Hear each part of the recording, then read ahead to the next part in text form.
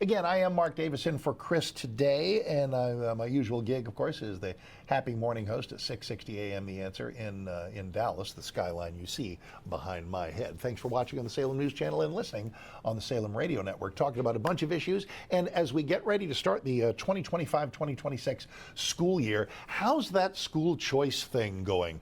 You can tell how much a group cares about something by things they do online.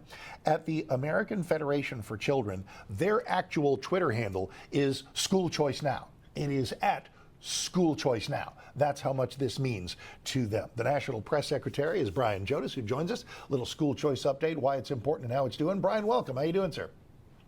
Yeah, Mark, good to be with you. Good morning.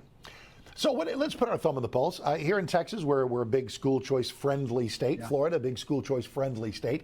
It is kryptonite to a lot of the teachers unions, a lot of the educrats. So let's start with a 30,000-foot look. Define for everybody who's wondering, maybe they're literally first time paying attention to this, what is school choice? Yeah, well, Mark, really, it's this idea that families and students should be empowered to find the learning environment that best meets their needs, and they should be able to have options and freedom, right, when it becomes education. And so, putting dollars in their backpacks, letting families be empowered, that's what we believe and have long fought for, and really specifically for a long time, to ensure that low-income families have equal access to the school that will best meet their child's needs. And we've seen it grow. Look, in your home state of Texas, history this year, as Governor Abbott signed what will be the largest day one school choice program in the history of the country. And that's really incredible. And then followed up on the heels of that with President Trump signing in the One Big Beautiful Bill Act, a historic federal tax credit that will unlock school choice across America. And so it's morning in America, and it's a great time for school choice. And what we're considering this golden age in American education, about empowering families and students and getting the bureaucracy right out of the way, getting that middleman out of the way, and getting families in the driver's seat.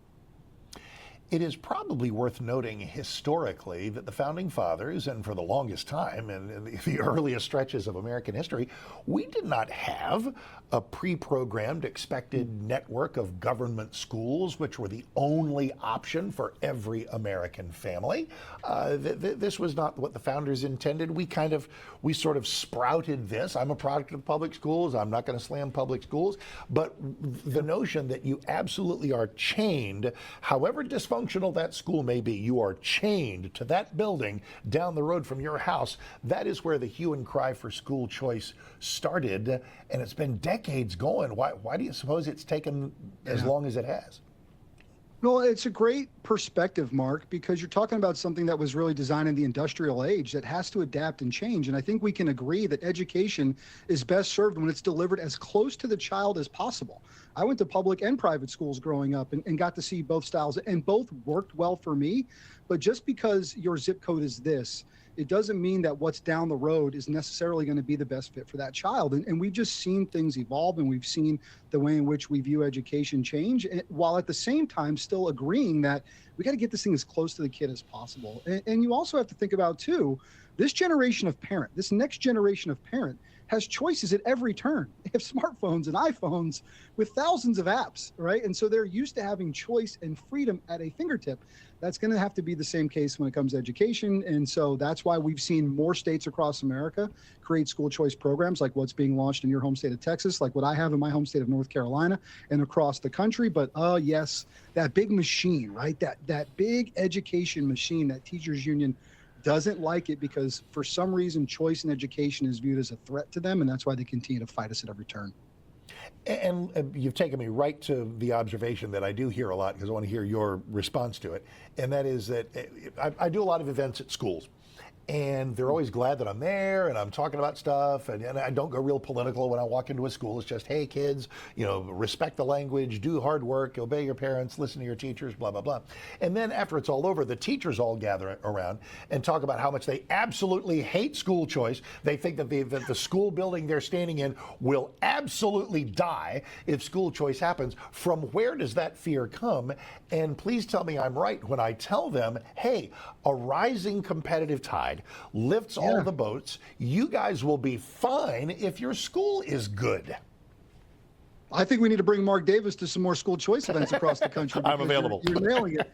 Well, listen, I mean, candidly, they're probably being emailed or handed pamphlets from the union that are saying those kinds of things, right? And so the teachers union have incredible resources to the tune of about $3 billion a year flowing through the different teachers unions. I mean, that's really something to think about. That's why they've become such a political machine. But the fact of the matter is, public school budgets have only grown across America. Spending in education has only grown across America. We're spending about $1 trillion a year on education, yet our kids can't read or write across the country. And they'll tell you that, well, we're siphoning dollars away from our traditional public schools. Listen, everyone wants strong community schools, but to say that is not true. And then you also can kind of meet them at the premise. So you're telling me that by creating these school choice programs, by empowering families with some dollars to follow them to the school that's going to best meet their needs, they're just going to automatically leave your school? Well, then maybe you need a little more competition. Maybe we need that rising tide that lifts all boats that you mentioned. And so honestly, they're being told things that aren't true.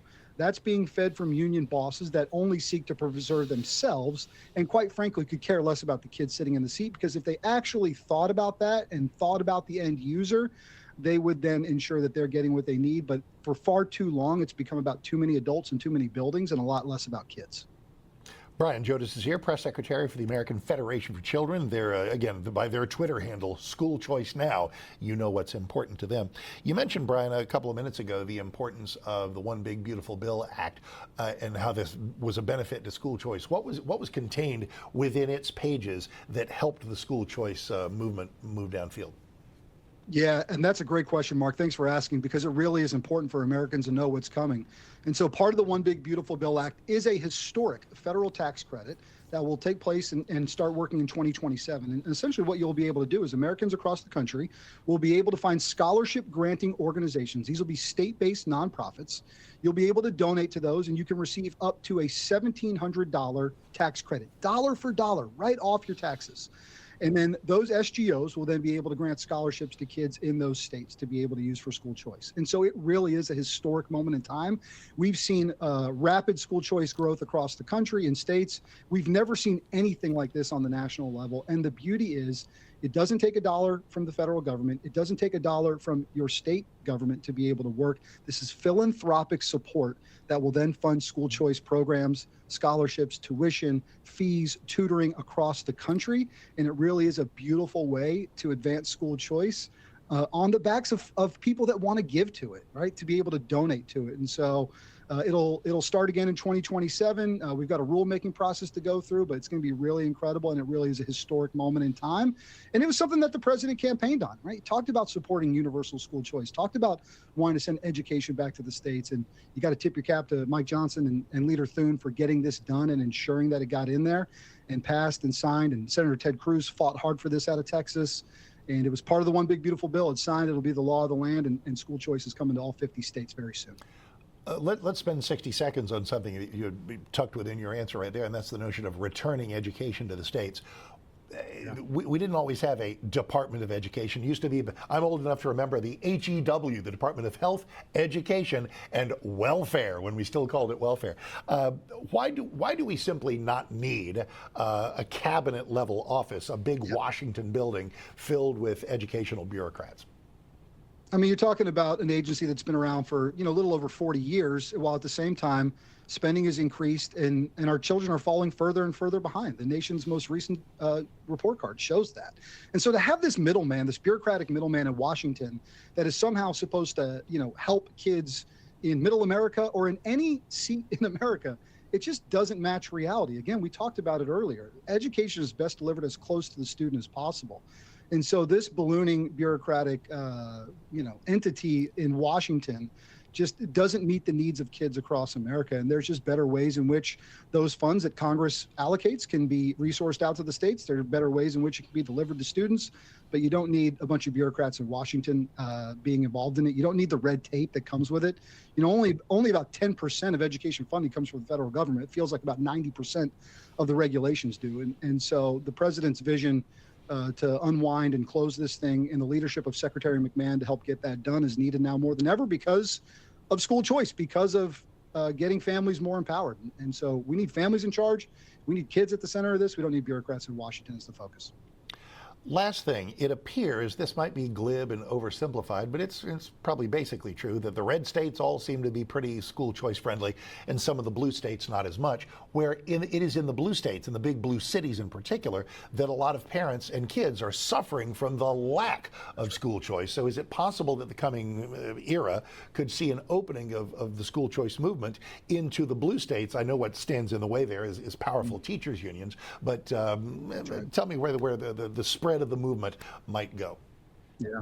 Well, you're right. And the unions will do everything they can. I mean, they'll file lawsuits across the country to put injunctions on these programs. We're seeing that happen in Wyoming right now. In Ohio, where a program's been around for 20 years and is shown to help kids get to college and graduate, they're trying to throw that back in the court. So they'll try that. But then you think about places like Milwaukee, where school choice was kind of birthed.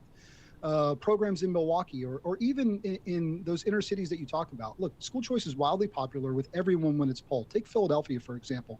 We recently saw a poll in April that showed how popular school choice was in Pennsylvania and in Philadelphia, right? Urban Philadelphia, very popular as well, specifically in minority communities. So look, at families don't check a political box when they sign up for a school choice program. They don't have to show their voter card when they sign up for a school choice program. They just want their kid to have the best education possible, regardless of where that is, whatever make or model, public, charter, private, homeschool. And we need to be getting out of the way. We need to get the government out of the way and let families get empowered. And that's why we've seen it. And that's why it's so popular across all communities, but specifically in urban communities as well, because families are seeing how much they're spending on schools in Philadelphia versus what they can do with a school choice scholarship at half the cost, right? It's a real winner, and families know that. Brian Jodice, American Federation for Children. Thank you, man. Pleasure to meet you. Wonderful work you're doing. Keep it up. Thanks a lot. Thanks, Mark. That is Brian Jodice. And again, that Twitter feed there for the American Federation for Children is at School Choice Now, because that's what they want. And listen, just as a dispatch from a school choice friendly state, there's just no reason to be against this. And if you got like a teacher in the family and she's coming home with all these nightmare stories, oh, it's going to mean the death of my school. I tell you what, not if your school's good, it won't. Good schools good public schools have nothing to fear from school choice.